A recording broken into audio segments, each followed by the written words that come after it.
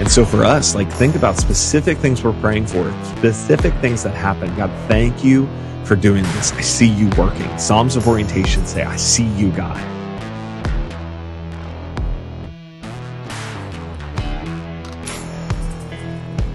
But I think that actually leads us to the second, because the Psalms of Orientation are when things are going well and they orient us to God. But there's Psalms of Reorientation, and they're going to describe like a season of renewal after times of despair. So take the Israelites coming out of bondage of slavery, 400 years in slavery, and they're praying to God. God sends them a prophet to come and pull them, a leader to pull them out of slavery, out of bondage. And now they get to into the wilderness, and they forget how good God was.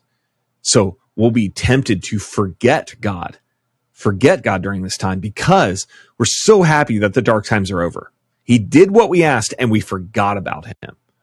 And so we talked about coming out of dark times in the previous episode, but the Psalms here not only predict we'll come out of dark times, they give us words to pray and sing as a community to celebrate when we come out of these good times. And so we have to remember, like, his felt absence, because he'll never leave us, he'll never forsake us. His felt absence is as much as a gift as his felt presence.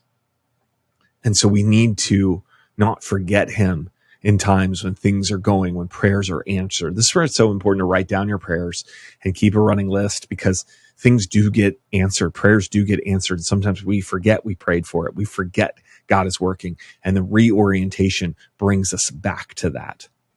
So in the process of like not forgetting God, I think a great example of this in the New Testament is Luke 17.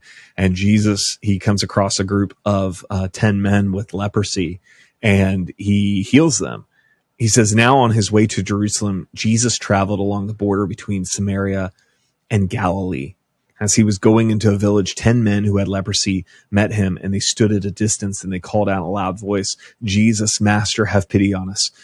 So leprosy was a skin disease that would have been highly contagious, and any kind of skin condition on this is what this, the Gospels would refer to.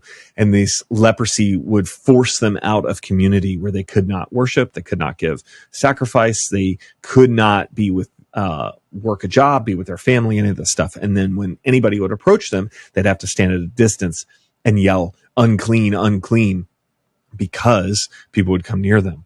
They would get sick as well. And so this is what they're doing. They're standing at a distance. They know that it's Jesus. They see him. Jesus, Master, have pity on us.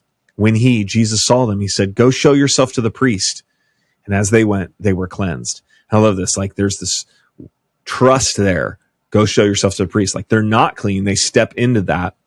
And as they're walking, imagine that they're looking down at their arms and their hands, and they're seeing these, open wounds start being cleansed, and how that works. And as it's working, as the miracle is happening, man, they forget.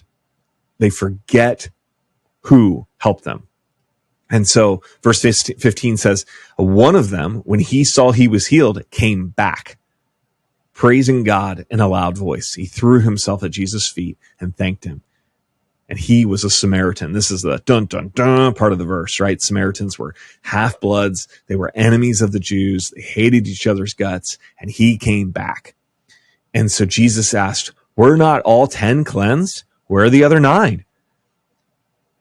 Has no one returned to give praise to God except this foreigner?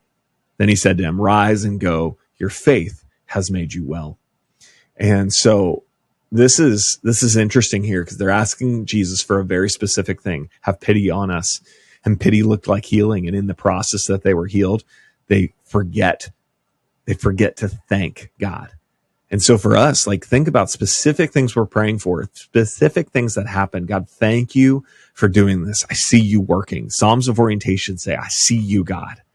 So one of my professors said, in one sense, we don't study the Psalms, we pray the Psalms. And so Psalm 40 is this prayer. I waited patiently for the Lord, and he inclined to me and heard my cry. He brought me up out of the pit of destruction, out of the miry clay.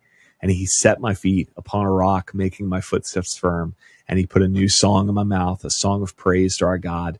Many will see in fear and will trust in the Lord. So this helps us from not forsaking and walking away altogether, but forgetting God when things that we prayed for happened. We have to remember that God is at work.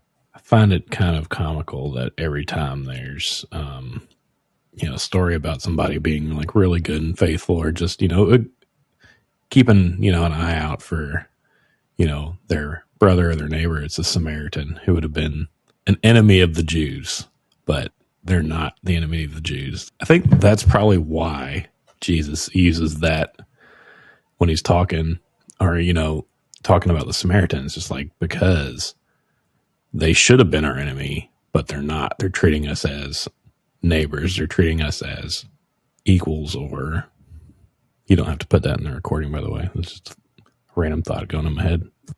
No, I think it's important here of how shocking the idea of Samaritans and the grace they get and the pity they get off of that. And that's probably a different thought for a different podcast, but it would have been shocking to the original readers and hearers of the Gospels to hear how often Samaritans are placed in a seat of honor, and really should make us think about, who we despise.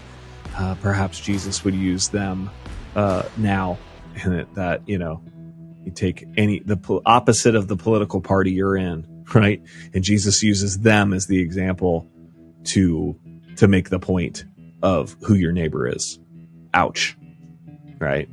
And, and we put ourselves in the position of the lawyers in Luke 15 but he asked this question to justify himself. Yes, but who is my neighbor? Right. And he wanted to be right. So yeah, that's a little side note there for sure on that.